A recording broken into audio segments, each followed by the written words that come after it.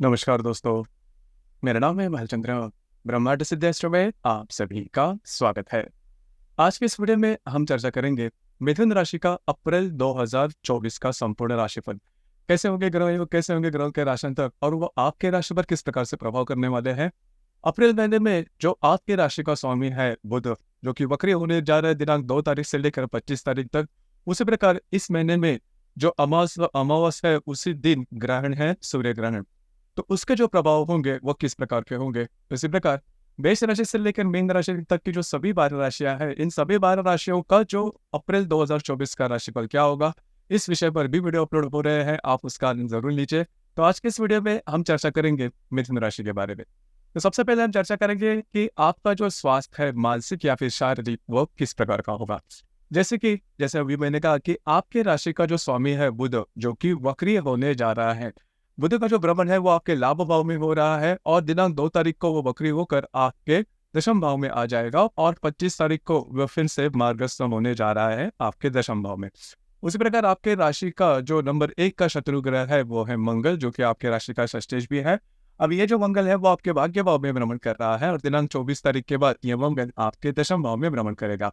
और जो शनि आपका अष्टमेश है वो आपके भाग्य भाव में भ्रमण कर रहा है, हालांकि वो मार्गस्थ हो चुका है। अब यहाँ पर 2-3 बातें जिस पर ध्यान देना बहुत ही ज्यादा आवश्यक है। मोटे तौर पर अगर देखा जाए तो ये जो संपूर्ण महीना है वो आपको थोड़ा स्ट्रेस में ला सकता है। स्ट्रेस टेंशन इस महीने में ज्यादा आ सकते हैं, खास करके आपका जो भी कार्य क्षेत्र है उससे रिलेटेड जो बातें हैं वो कॉम्प्लिकेटेड हो सकती है।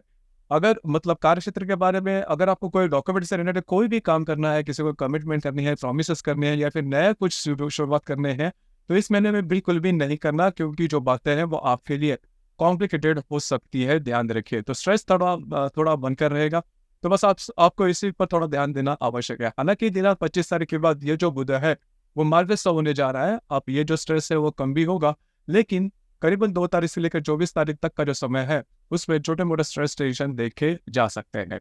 इसी प्रकार आपका जो भी फाइनेंशियल स्टेटस है उसके बारे में अगर देखा जाए तो आपके राशि का जो पंचमेश है शुक्र, जो कि आपके दशम भाव में भ्रमण कर रहा है 25 तारीख के बाद। ये जो शुक्र है वो आपके लाभ भाव में भ्रमण करेगा। उसी प्रकार जो अष्टमेश शनि है वो आपके दशम भाव में भाग्य भाव में भ्रमण कर रहा है और जो लाभेश है मंगल, जो कि आपके भाग्य भाव में भ्रमण कर रहा है 24 तारीख के बाद, यह आपके द्वितीय भाव में आपके दशम भाव में भ्रमण करेगा। तो मोटे तौर पर अगर देखा जाए तो इस संपूर्ण महीने का जो संपूर्ण जो बातें हैं आर्थिक स्तर पर, उसमें किसी भी प्रकार के बड़े स्ट्रेस टेंशन को प्रॉब्लम कॉम्प्लिकेशंस देखे नहीं जाएंगे, जो कि बहुत ही अच्छी बात होगी। तो बिल्कुल भी चिंता ना करें। तो छोटे मोटे आपके जो खर्चे रहेंगे उस पर थोड़ा ध्यान देना आवश्यक है। जो मैंने पहले बात की कि इस महीने में आपको जो भी स्ट्रेस आएंगे वो आपका जो भी कार्य क्षेत्र है उससे रिलेटेड ज्यादा आने वाले हैं। बस आपको इसी के ऊपर थोड़ा सा ध्यान देना आवश्यक है, क्योंकि जो मंगल है वो भी आपकी 24 तारीख को आपके दशम भाव में जाएगा और सबसे महत्वपूर्ण बात, जो ग्रहण होने जा रहा है वो आपके दशम भाव में ही होने जा रहा है। तो जो भी आपका कार्य क्षेत्र है उससे रिलेटेड प्रॉब्लम ज्यादा कॉम्प्लिकेटेड हो सकते हैं। किसी भी प्रकार के बड़े निर्णय, छोटे हो या बड़े, आपके जो भी कार्य क्षेत्र है उससे रिलेटेड बिल्कुल भी नहीं लेना। उसी प्रकार आपका जो भी अगर आप शेयर मार्केट में ट्रेड करते हो तो भी ये जो महीना है वो आपके लिए शुभ फलदायी साबित होगा। कोई किसी प्रकार की बड़ी दिक्कतों का सामना आपको करना नहीं पड़ेगा। उसी प्रकार घर के सुख के बारे में मामले में अगर कहा जाए तो आपकी राशि का जो चतुर्थेश है मंगल, जो कि आपके लाभ भाव में भ्रमण करेगा, वक्री होकर आपके दशम भाव में आ जाएगा। तो यहाँ पर घर की जो स्थितियां होगी वो भी नॉर्मल देखी नहीं जाएगी। खास करके आपके उम्र से जो छोटे व्यक्ति रहेंगे उनके स्वास्थ्य से रिलेटेड आपको ध्यान देना होगा। आपका घर का जो स्वास्थ्य है वो भी ठीक नहीं रहेगा, थोड़ा बहुत स्ट्रेस टेंशन चलता रहेगा। बस आपको इसी के ऊपर ध्यान देना आवश्यक है। हालांकि ये जो संपूर्ण महीना है इसमें ये जो बात है वो बनी रहेगी, लेकिन फिर भी इससे ज्यादा कुछ फर्क नहीं पड़ने वाला, क्योंकि आपके राशि के लाभ भाव में गुरु का जो प्रबंध है वो होने जा रहा है। तो स्ट्रेस टेंशन बिल्कुल भी ना ले। अब हम चर्चा करेंगे कि आपका जो लव लाइफ है, आपकी जो लव लाइफ है उससे रिलेटेड। तो आपके राशि का जो पंचमेश है शुक्र, जो कि आपके दशम भाव में भ्रमण कर रहा है और 25 तारीख के बाद ये आपके लाभ भाव में भ्रमण करेगा, जो कि काफी अच्छी बात होगी। तो अगर आप किसी के रिलेशनशिप में है तो जो रिलेशनशिप है वो काफी नॉर्मल देखी जाएगी। आप दोनों में जो हार्मनी है वो भी काफी अच्छी देखी जाएगी, तो बिल्कुल भी चिंता ना करें। उसी प्रकार जो गर्भवती महिला है उनके लिए भी जो संपूर्ण महीना है वो नॉर्मल रहेगा। सिर्फ आपको आपकी जो मानसिकता है, आपकी जो इमोशंस है उस पर थोड़ा ध्यान देना होगा, लेकिन बाकी मोटे तौर पर अगर देखा जाए तो जो संपूर्ण महीना है वो नॉर्मल रहेगा। जो विद्यार्थी वर्ग है उनके लिए भी ये जो संपूर्ण महीना है वो नॉर्मली न रहेगा, बिल्कुल भी चिंता ना करें। उसी प्रकार वैवाहिक जीवन के बारे में अगर कहा जाए तो आपके जो वैवाहिक जोड़ीदार है उनके साथ आपकी जो इंटरेक्शन होगी वो काफी अच्छी देखी जाएगी, क्योंकि जो गुरु जो है वो आपके लाभ भाव में ही भ्रमण कर रहा है और ये जो गुरु है वो नवम दृष्टि से आपके सप्तम भाव को देख रहा है। तो किसी भी प्रकार की बड़ी दिक्कतों का सामना आपके वैवाहिक जीवन में बिल्कुल भी नहीं होगा, जो कि काफी अच्छी बात होगी। आप में और आपकी जो वैवाहिक जोड़ीदार है उनमें जो हार्मनी है वो बहुत ही अच्छी देखी जाएगी, तो बिल्कुल भी चिंता न करें। उसी प्रकार जो विवाह करना चाहते हैं, मतलब मिथुन राशि के जो स्त्री पुरुष विवाह करना चाहते हैं उनके लिए भी ये जो संपूर्ण महीना है वो बहुत ही ज्यादा शुभ फलदायी साबित होगा। उसी प्रकार अगर आप किसी के रिलेशनशिप में है तो भी नई रिलेशनशिप बनाना या फिर रिलेशनशिप में किसी भी प्रकार के प्रॉब्लम देखे नहीं जाएंगे। उसी प्रकार आपका जो कार्य क्षेत्र है उससे रिलेटेड देखा जाए तो आप देख सकते हो कि आपका जो कार्य क्षेत्र है वहां पर रवि शुक्र और बुध भी जो है वो वक्री होके आ रहा है। तो ध्यान रखिए आपके कार्य क्षेत्र से रिलेटेड किसी भी प्रकार के बड़े निर्णय बिल्कुल भी नहीं लेना। जैसे मैं शुरुआत से कह रहा हूँ कि आपको डॉक्यूमेंट से रिलेटेड किसी को कोई कमिटमेंट प्रोमिस या फिर अगर देखिए आपकी जो राशि है वो हमेशा अपने जो निर्णय है वो बदलते रहते हैं। तो और कार्यक्षेत्र के बारे में भी यही देखा जाता है। तो कार्यक्षेत्र में बदलना आपके लिए कोई नई बात नहीं है, लेकिन इस महीने में इस प्रकार के डिसीजन बिल्कुल भी नहीं लेना। अगर लेते हो तो वो चूकने की संभावना ही ज्यादा बन रही है। डॉक्यूमेंट से रिलेटेड किसी को कमिटमेंट प्रोमिस छोटी मोटी बातें बिल्कुल भी नहीं करना, आप पूरी तरह से फंस सकते हो। उसका जो खामियाजा है वो आने वाले दिनों में आपको भुगतना पड़ सकता है। तो इन चीजों पर थोड़ा सा ध्यान दीजिए और इसी का जो स्ट्रेस या फिर टेंशन है वो आप पर बना रहेगा, तो थोड़ा सा चौकन्ना रहना ज्यादा आवश्यक होगा। तो कुल मिला के देखा जाए तो इस महीने में जो मेंटल स्ट्रेस है वो आपको आ सकता है आपका जो भी कार्य क्षेत्र है उससे रिलेटेड, तो थोड़ा सा ध्यान देना आवश्यक है। आप ये जो मेंटल स्ट्रेस है आपके घर पर भी रिफ्लेक्ट होगा, बस आपको इसी के ऊपर थोड़ा ध्यान देना आवश्यक है।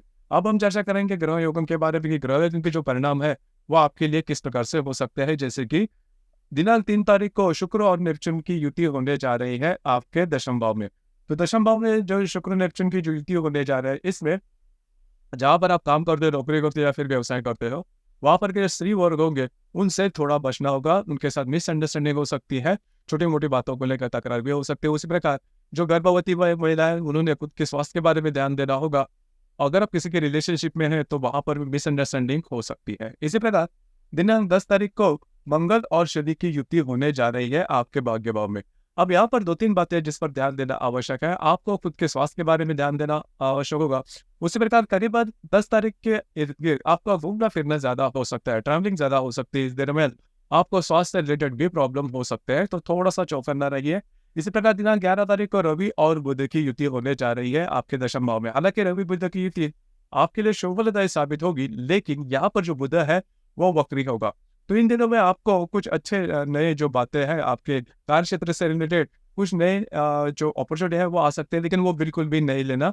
आपके जो अंदाज है वो चूक सकते हैं, लेकिन बहुत ज्यादा एक्टिव आप रहोगे इन दिनों में।